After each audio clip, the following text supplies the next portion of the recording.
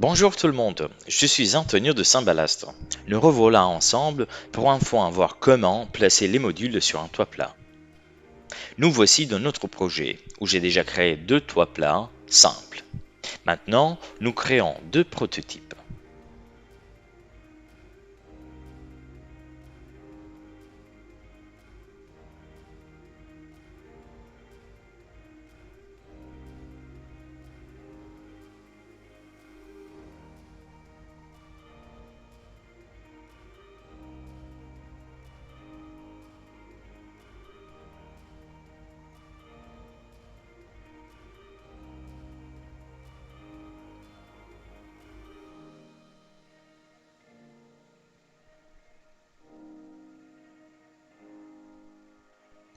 Maintenant, nous avons deux prototypes.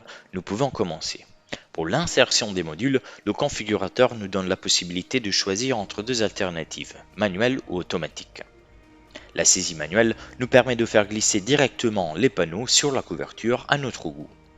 Avant de le faire, il est nécessaire, avec la touche Sélectionner, d'indiquer le côté vers lequel nous voulons que le module soit dirigé.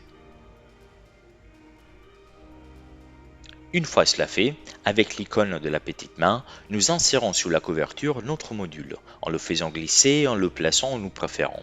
Voici notre panneau. Voyons ensemble toutes les possibilités que nous avons de le modifier. En le sélectionnant, un menu déroulant apparaîtra sur la droite. Voici les touches Transposer pour pouvoir le déplacer sur la couverture à travers les axes ou en le déplaçant librement.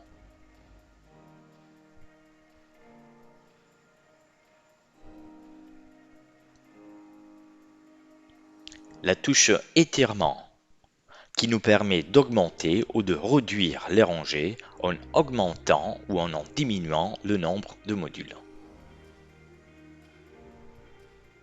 Nous créons une rangée de 7 modules. Voyons maintenant le bouton Dupliquer pour dupliquer notre prototype sur la couverture. Pour le dupliquer, nous utilisons les axes et plaçons la deuxième rangée à une distance appropriée pour que les panneaux ne s'embrachent pas entre eux. Une fois la première copie effectuée, vous pouvez continuer à copier la rangée en gardant la même distance en mettant manuellement le nombre de copies que vous voulez faire. Dans ce cas, nous sélectionnons 8 copies. Nous verrons de cette façon que certains modules finissent au-dessus d'un obstacle.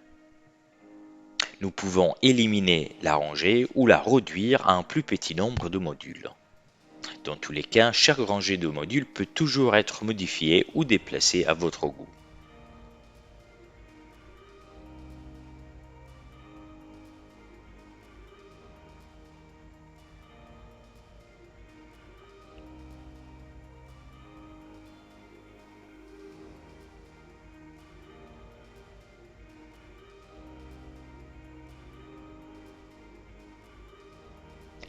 Pour voir la distance entre les rangées et les limites de notre couverture, nous pouvons utiliser la touche Cote.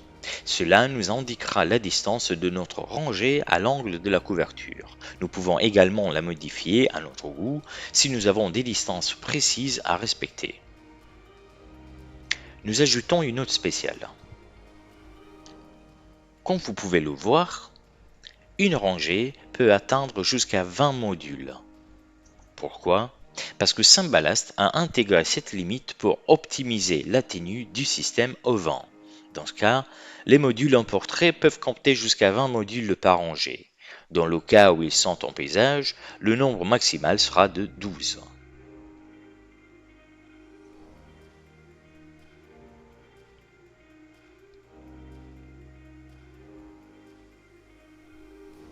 Nous modifions maintenant nos rangées en essayant de remplir la couverture en optimisant les espaces.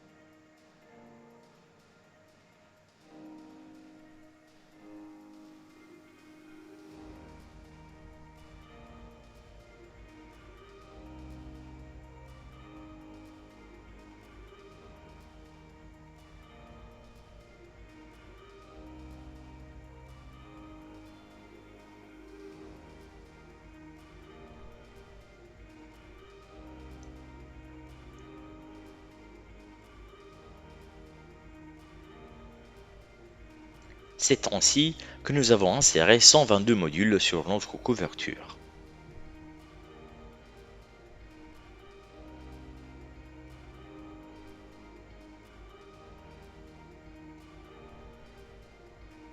Voyons maintenant ensemble comment créer une nouvelle couche. En créant une nouvelle, cela gardera les bâtiments créés, les obstacles et les prototypes, mais pas les modules insérés sur la couverture. De cette façon, nous avons la possibilité, toujours sous la même couverture et toujours dans le même projet, d'évaluer et d'essayer d'autres alternatives de positionnement des ballasts.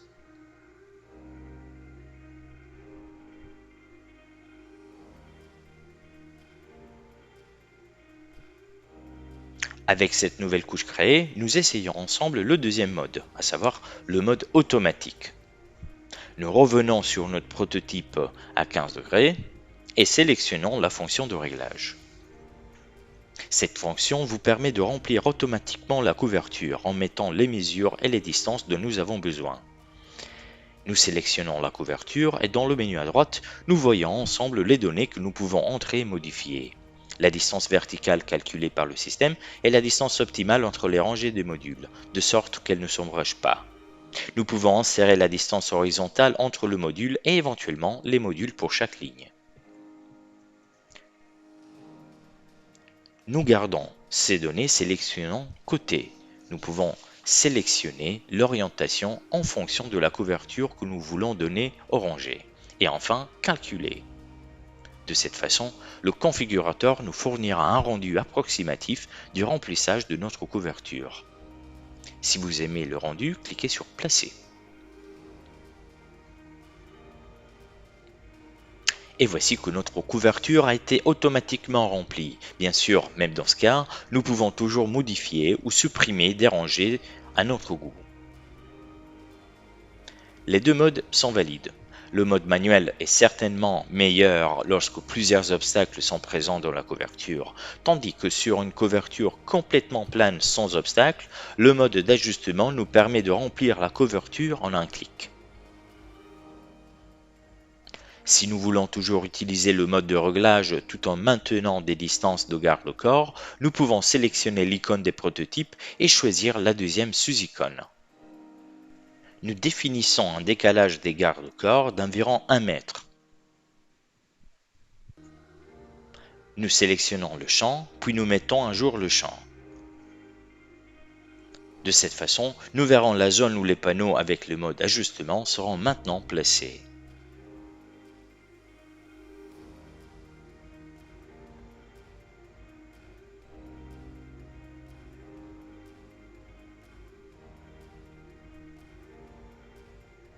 Maintenant que nous avons vu comment placer les modules sur les toits plats, il ne nous reste que les toits en pente. Suivez-moi dans le prochain tutoriel vidéo.